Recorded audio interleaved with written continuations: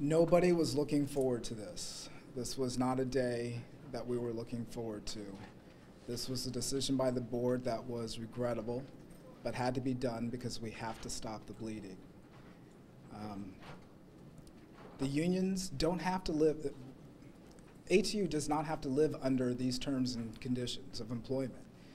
They have it within their power to negotiate a 4-year agreement. They can stop this. If they don't like these terms, they can stop it. They can go back to the bargaining table and they can start bargaining instead of keeping us at impasse. We had to do this because we were at impasse and we had to stop the bleeding.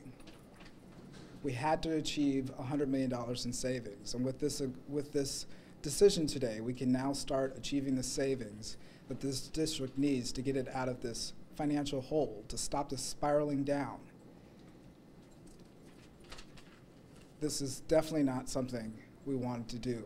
We wanted to solve this amicably, just like we did with SEIU and with AFSCME. Those two unions stepped up to the plate. They were more than willing to do their part for the riders, for their membership, and for BART. ATU decided it would not do that, but they still have time left. They can still go back to their members and find out what they want and negotiate. And they don't have to live under these terms and conditions. They can still negotiate, but they have to get out of impasse. But we reached impasse yesterday. We reached impasse. And in order to stop the bleeding, they have to make a substantial move and show that they are willing to help us with the savings that we need. Right now, we are going to get the savings because we have to stop the bleeding.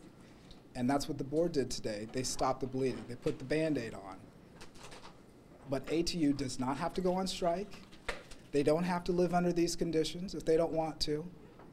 All they need to do is negotiate, meet the financial targets that we have set, and rather join their brothers and sisters in SEIU and AFSCME and making the tough decisions that those two unions made for the benefit of the riders and the taxpayers and for their members. Linton, are the terms and conditions imposed today, or when is the effective date? The effective date is immediately. Immediately.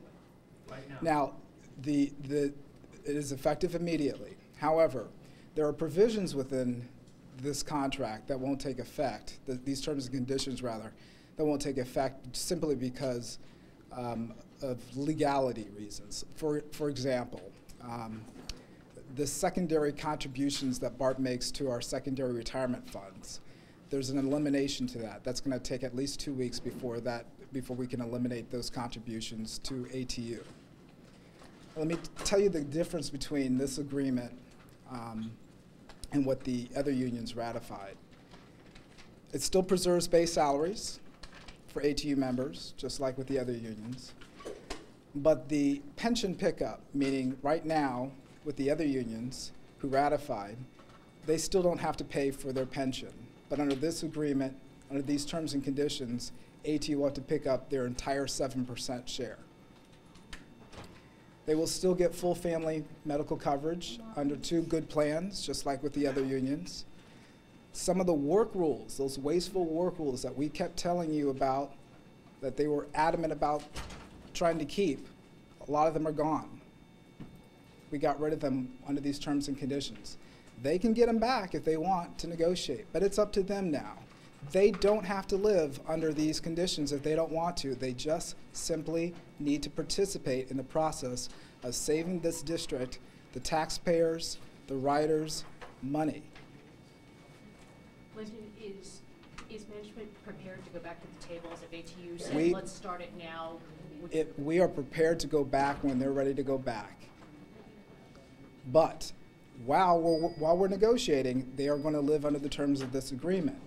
But the faster they can come to an agreement on their own with us, the faster we can get to a contract, the faster they won't have to live under these terms. So the quicker they can get to agreement, the less time it'll take for them to have to live under these terms and conditions.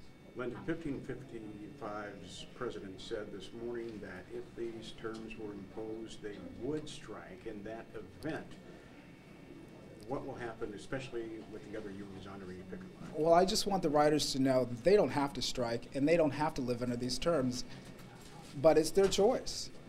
They can come to an agreement with BART. They can continue negotiating and come to an agreement. They don't have to strike. They can continue bargaining.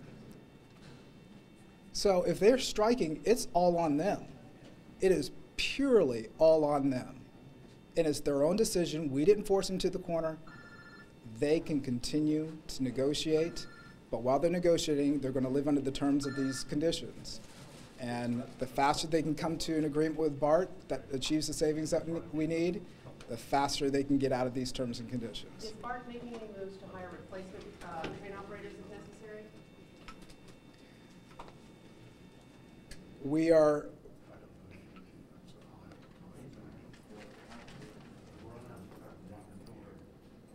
when we're ready to make, if we have any announcement to make on that, we will make it, but not at this time.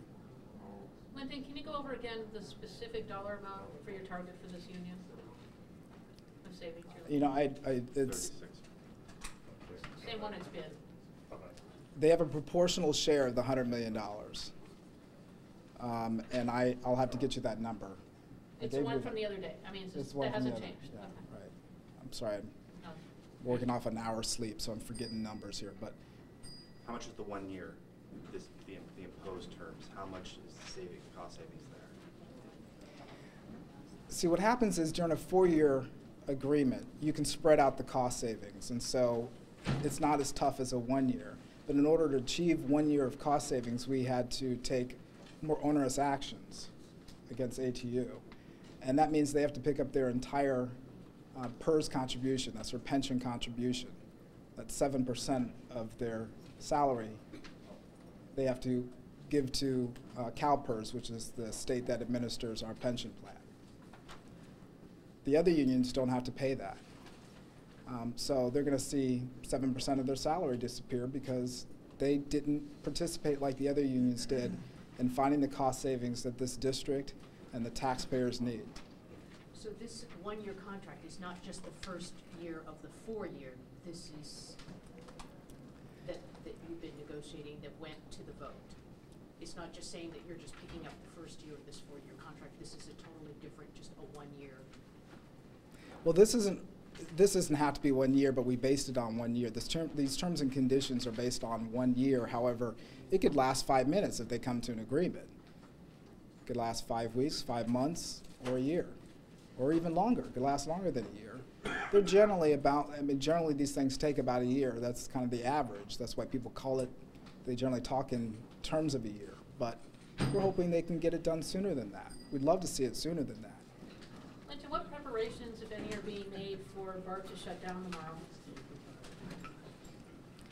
Well, we do have limited bus service that we're setting up from, I believe, 4 East Bay stations. We're encouraging our riders to go to BART.gov or to 501.org to find alternative solutions. But we're most encouraging ATU not to go on strike because they really don't need to. They need to go back to the bargaining table and work out a deal that's good for their members, that's good for riders, and good for BART. Is the district prepared to go back to the table today? We're prepared to go back to the table as soon as we can. We need to get a few administrative things in a row, but we're willing and able to go. Is it your understanding if ATU does go on strike that the other two unions will honor the picket lines?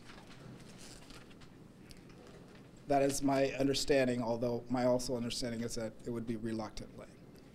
Because these unions stepped up to the plate, they participated in the process, they understood what economic realities we faced, they wanted to do what was right for their members, they wanted to do what was right for our riders, and they wanted to do what was right for BART, and they did.